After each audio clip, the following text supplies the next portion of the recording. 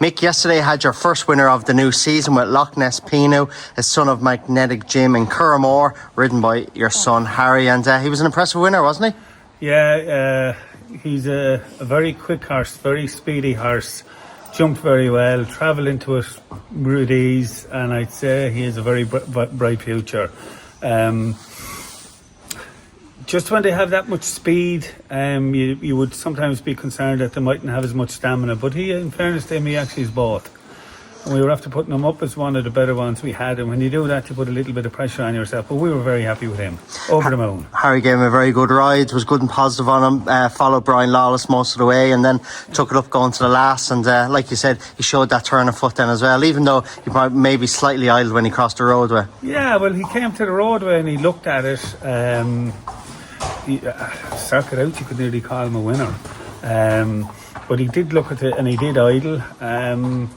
But he still won at his ease in a very fast time, and I'd say he actually has a very bright future ahead of him. We were over the moon with him now, thrilled yesterday evening coming out of it.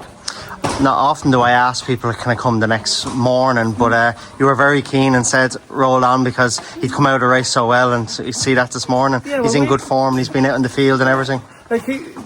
99% of the horses that come home from race and bar to get a bit of a nick or something will go to the paddocks, and 99% of the horses will go to the beach in the afternoon after a race, and it's just very good for the horses. But we let those out this morning, the two that raced, and the two of them put their tails on their back, so 100% sound, so you might as well come on then, you're not in the hide.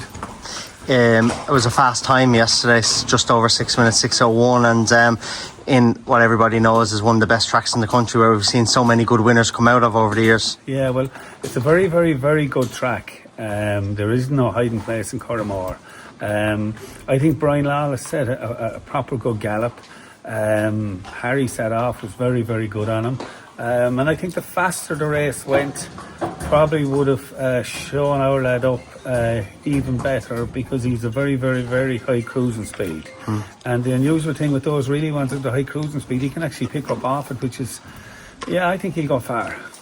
We'll see him go to Tattersalls Cheltenham sale next month. Yeah, he will. Yeah. I was talking to Jamie there yesterday, and that's the plan for him, definitely. Yeah.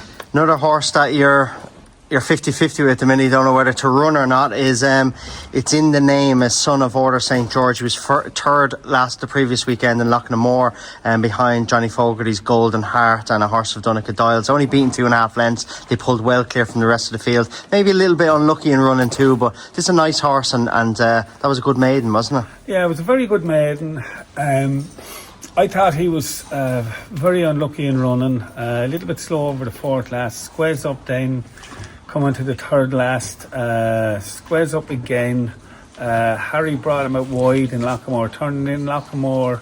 That bend was very tight, and showed a blistering turn of foot. It just got carried very wide on the bend, and I just thought he was the unlucky one to take out of the race. I think he has a lot of ability as well, and I don't know, will we or won't we run him again? We'll see.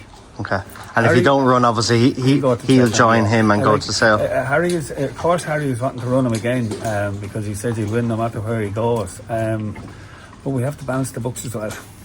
Very true.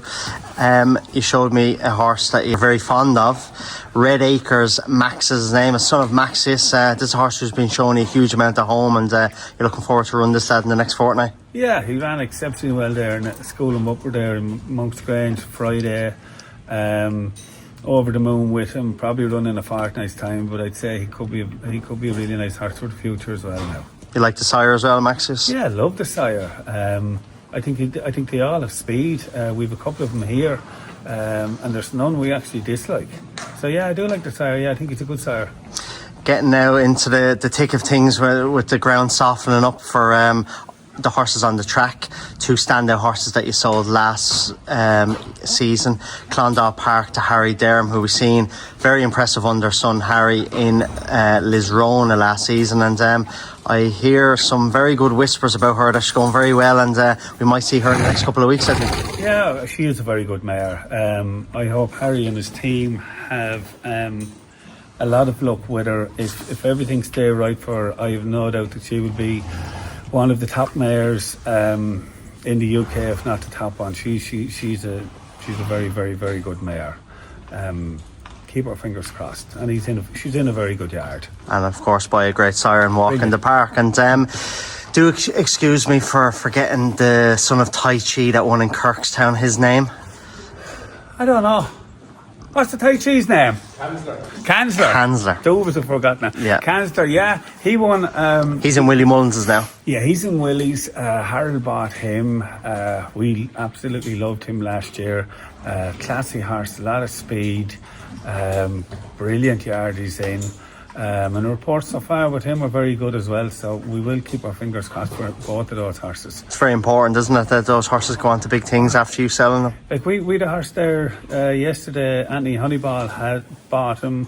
Won his Pointy Point up north as well. He won his first chase yesterday in entry, first time over the big obstacles, and it's really, really important for those to train on.